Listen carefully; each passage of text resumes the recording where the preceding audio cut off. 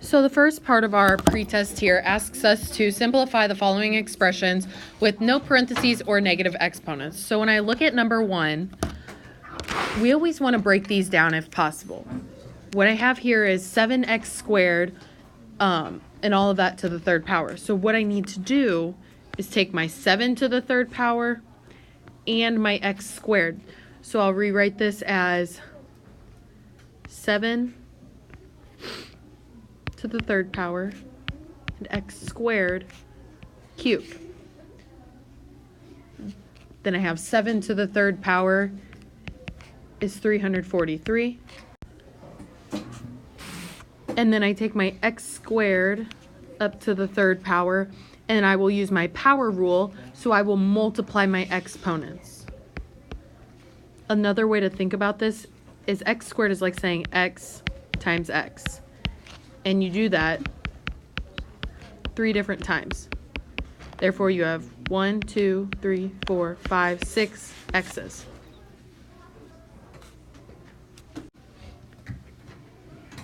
Problem 2 is asking us to multiply x times x to the 4th power times x to the 5th power. So when I'm multiplying them, I am using my product rule, which means I add my exponents. So I have x to the 1st power. Don't forget about that 1 there. Don't leave him hanging. So I have 1 plus 4 plus 5 gives me a total of 10. So I have x to the 10th power. Problem 3. We're going to use our quotient rule. However, I'm going to break this down first. I'm going to take my coefficients and then my variables. So I have 36 over 6, a to the 4th over a, and just b to the 4th, and I'm going to write that over 1. So I can break 36 divided by 6 is 6, a to the 4th over a. There's an imaginary 1 here again. With your quotient rule, you are subtracting your exponents, so I have a to the 3rd, and I'm just going to leave my b to the 4th. There's your final answer. Next, we have 4. We're going to use our product rule again. I'm going to break it down. I got 4 times 3. And then I have x cubed times x to the negative 2nd times x to the 5th. This is my product rule again, so I will add my exponents. First, I'm going to take my 4 times 3. That's just 12. Then I have negative 3 plus negative 2, so that's a 1, plus 5 leaves me with a 6, so our final answer is 12x to the 6th power. Next up, we have to write numbers in scientific notation. What that is that's a number between 1 and 10. No, really up to 10. You don't go over 10. Another way to think about it is I just have one number before my decimal. So on 1,250,000, my decimal would be right here at the very end of it. So what I need to do is take my decimal and move it 1, 2, 3, 4, 5, 6. So I'm left with 1.25 times 10 to the 6th power because I'm making a big number really small. Problem 6, I am now making this smaller number bigger, so I'm moving my decimal to the right. I've got 1, 2, 3, 4, 5, 6, 7, 8. So I'll have 3.75 times 10 to the negative 8th power because I'm, again, going from a smaller number, making it to a bigger number. 7, I have 1.1987 times 10 to the 3rd power. When I have a positive exponent, I move my decimal to the right. So I go 1, 2, 3. That leaves me with 1,198 and 7/10. And on 8, I'm going to move my decimal place to the left 5 places. So I'm left with 0.0008642. My decimal was here, and I moved it 1, 2, 3, 4, 5 places. Problems 9 and 10, I'm finding the product. So again, I'm thinking about my exponent rules still here. The first thing I want to do, though, the first step would be to multiply your numbers. So 3.7 times 6.2. And then with the product rule for my exponents, I will just add them. So I got 3.7 times 6.2 times 10 to the 10th power. When I get 3.7 times 6.2, that gives me 22.94. However, that is not in scientific notation. So what I want to do before I even think about this 10 to the 10th power, I want to convert that to scientific notation. So I'm going to take my decimal place and move it over 1. That gives me 2.294 times 10 to the first power. Then I think about my times 10 to the 10th power. And now I know I just need to add my exponents because I'm doing the product rule here again. So we have a final answer of 2.294 times 10 to the 11th power. I'm going to do the same thing for number 7, or number 10. 7 times 10 to the negative 9th times 5.3 times 10 to the 3rd power. So the first thing I'm going to do is 7 times 5.3. I'm going to take the product of these two numbers, and then again I'm adding my exponents. So I have times 10 to the negative 6th power. My 7 times 5.3 gives me 37.1. But again, this isn't in scientific notation, so I need to convert it to that. So I'm left with 3.71 times 10 to the first power, because I'm moving my decimal this way. Now I think about my times 10 to the negative 6th. Product rule again to add my exponents. Leaves me with 3.71 times 10 to the negative 5th power. For 11 and 12, I'm now finding the quotients. Again, always dividing my numbers at the beginning. So I'm going to take the 5 and divide it by 4. And that leaves me with 1.25. That is already in scientific notation, so I don't need to convert it to that. And now I take a look at my tens. So I have the quotient rule here because we are dividing. So I take negative 9 with the quotient rule. I subtract my exponent. So I have negative 9 minus 4 gives me a negative 13. So my final answer will be 1.25 times 10 to the negative 13th power. Next, I'm going to take 12. Same thing, dividing 4 by 3.63. And that leaves me with 1.10. I'm just going to go to 2 decimal places for this one. Times 10. And I am subtracting my exponents. This is where you need to be very careful when you are subtracting a negative number. When you take 4 minus negative 4, that is the same as going boom, boom. And now you are adding. So you're left with 1.10 times 10 to the 8th power. Question 13 and 14 has us writing the following radical expressions as exponential expressions. So we want to change these to have exponents. The trick to remembering this is that your exponent always stays your numerator. So you will take x to the 5th over 3 because it's the cube root. Same thing for 14, you're left with m, and it's 2 over 7. I want to remind you, though, if you have just something like x to the 3rd power, if there's no number written there, that's a square root, so you would write it as x to the 3/2 power. On problems 15 and 16, we're now going from exponential expressions to radical expressions. Again, keeping your numerator your exponent. So you'll have the 4th root of x to the 3rd power and the 6th root of m to the 5th power.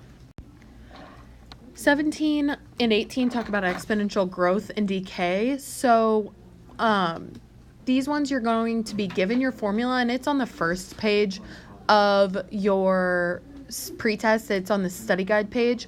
It gives you the exponential function.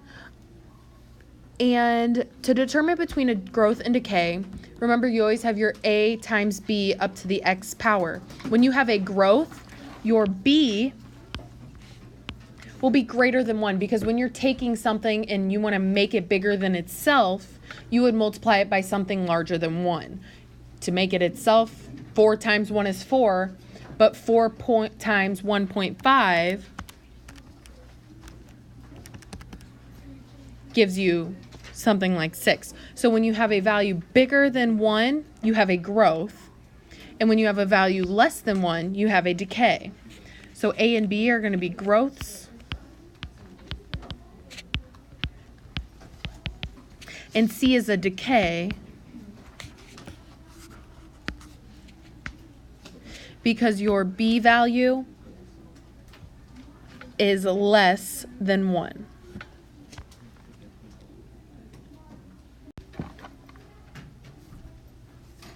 Question 18, it cut off onto the next page, but the first part of it says a car was purchased for $2,000. The car depreciates by 22% off each year. Since the problem was a depreciation, that means our value is going to go down by 22%. So we're going to take our 1 minus 0.22. Remember, converting our percent to a decimal by moving the decimal 2 places.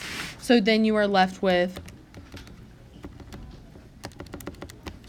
0.88.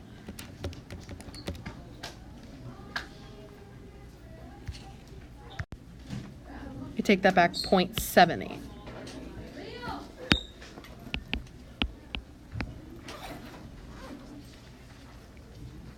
So that is your new B value. Your A value will be 20,000. Part A asks what's the value of the car when it's 12 years old, and then we're skipping part B. So with part A, you were given, again, your formula for this, your y equals A times B up to the x power, your A being your initial value and your B being 1 plus your rate or 1 minus your rate. This is something that you can review from your notes. It breaks down the formula for you.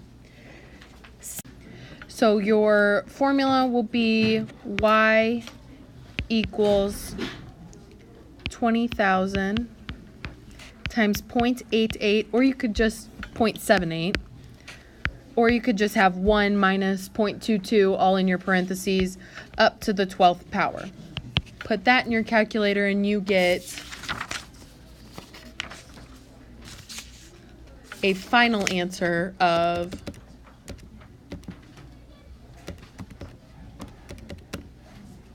$1,114.30.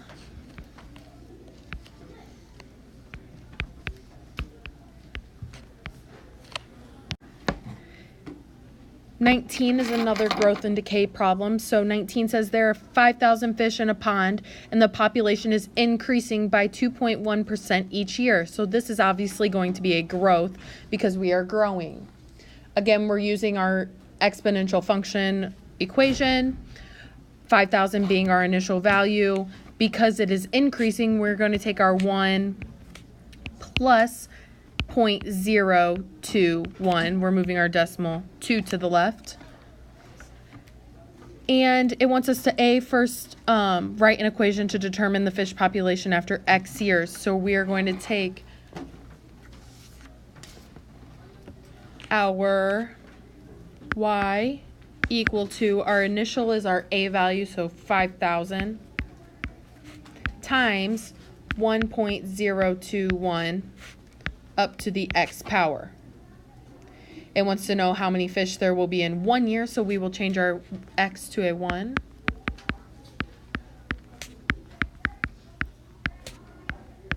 Or we can just multiply 5,000 times 1.021.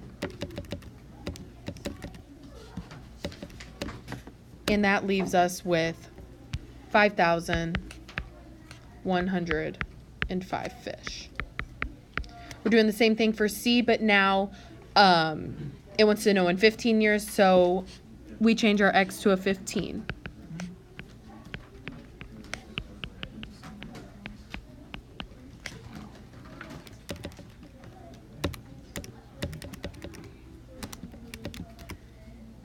And that leaves us with 6,828 fish. Remember, you round down to the nearest whole number because you can't have part of a fish or part of a living creature.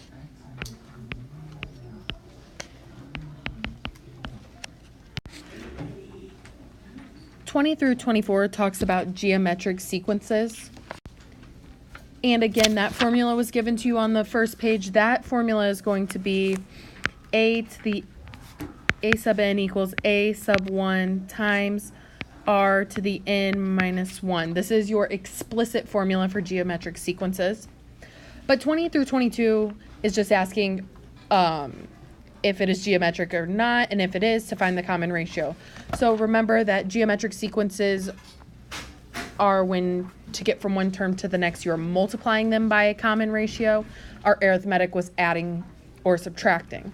So to go from -1 to 6, I multiply that by -6.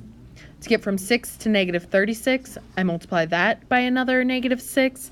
And it looks like it checks out when I take -36 and times it by -6 to get 216. So yes, this is geometric, and that common ratio, our R value, is -6. Another trick to find this is take your second number and divide it by your first number, and then double check it with your other terms in your sequence. I can do the same thing for 21. I'll take 16 divided by 4. That gives me an R of 4. But when I take 16 times 4, I get 64 and not 36. So this is not geometric because it has to work for all of the terms. I'm going to take 22 and I'll check that one. So I'm going to take -4 and divide it by -2 to get me a +2. And then, so -2 times 2 is -4. -4 times 2 is -8. -8 times 2 is -16. So that leaves me with a geometric sequence with an R value of 2, our common ratio. 23 and 24 talk about our geometric sequences, and we have to come up with a formula and then find the next 5 terms. So again, this is where we'll use our formula that was given to us on the first page. Now you can substitute a sub 1 and g sub 1. They're the same thing, talking about geometric sequences.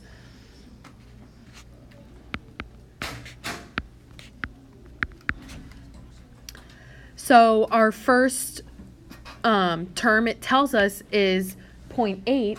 So that would be one of my first 5 terms. So I have 0.8. We'll times that again by -5. So we're timesing each of our numbers by -5. So 0.8 times -5 is a -4. -4 times -5 is +20. 20 times -5 is -100. -100 times -5 is a +500.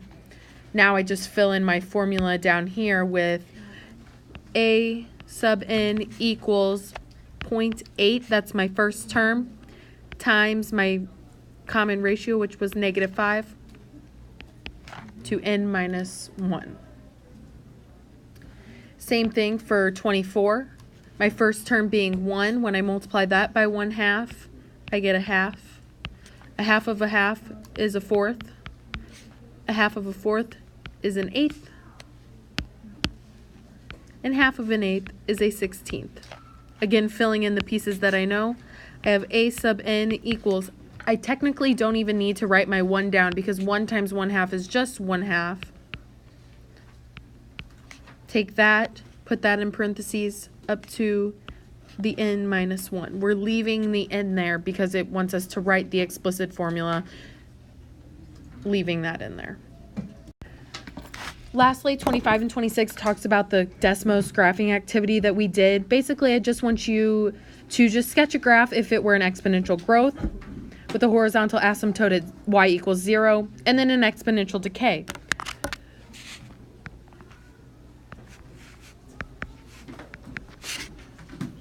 So a growth, remember, if you look at it from left to right, it goes through the point 0, 1 because all of our exponential functions start there. and we'll sketch it getting closer and closer to 0 and growing as it moves from left to right. That's a growth. Our decay, still going through 0, 1, will decrease from left to right.